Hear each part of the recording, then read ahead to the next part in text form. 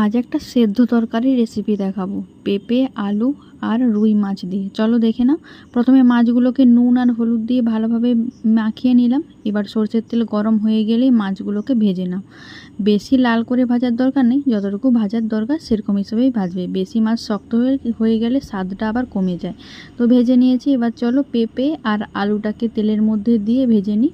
প্রথমে আলুটাকে দিয়ে দিলাম, তারপরে পেঁপেটাকেও দিয়ে দিলাম। এবার চলো হলদি আর লবণটা দিয়ে দিই। হলদিও দেওয়া হয়ে গেল আর লবণটাও দেওয়া হয়ে গেল।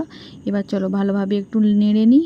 নেড়ে ভাজা হয়ে গেলে এবার ওটাকে তুলে নেব। আর নিচে অনেকটাই তেল বেড়ে যাবে কিন্তু। এবার চলো ওর মধ্যে কি দেব দিয়ে দেব। একটা শুকনো লঙ্কা, একটা তেজপাতা আর দেব 5 ফোড়ন। এবার ওটা হালকাভাবে ভাজা হয়ে আসুক। ওর মধ্যে দিয়ে দেব পেঁয়াজ। এবার পেঁয়াজটা ভালোভাবে ভাজা হয়ে এলে ওর মধ্যে দিয়ে দেবো একটু লঙ্কার গুঁড়ো, যাতে একটু কালারটা আসে, সেই কারণে অল্পই কিন্তু দিলাম।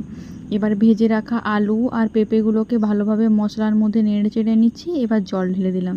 এবার চলো ফুটে আইলেই এবার ঢাকা দিয়ে দেবো। এবার একটু হলদি গুঁড়ো দিয়ে দেবো কালারের জন্য। এবার ফুটে আসলেই এবার চলো দিয়ে এর মধ্যে সরষে বাটা, শুধুমাত্র সরষে বাটাই দিয়েছি। এবার কিছুটা ফুটে আসলে ওর মধ্যে নুন দিয়ে দেব আর দিয়ে দেবো অল্প একটু স্বাদের জন্য জিরা গুঁড়ি। তো দিয়ে দিলাম। এবার চলো ভেজে রাখা মাছগুলো ওর মধ্যে দিয়ে দিই। এবার আলু যেগুলো আছে ওগুলাকে একটু ম্যাশ করে নেবে, যাতে একটু তরকারিটা গাঢ় গাঢ় হয়। আর এদিকে বলতে বলতে হয়ে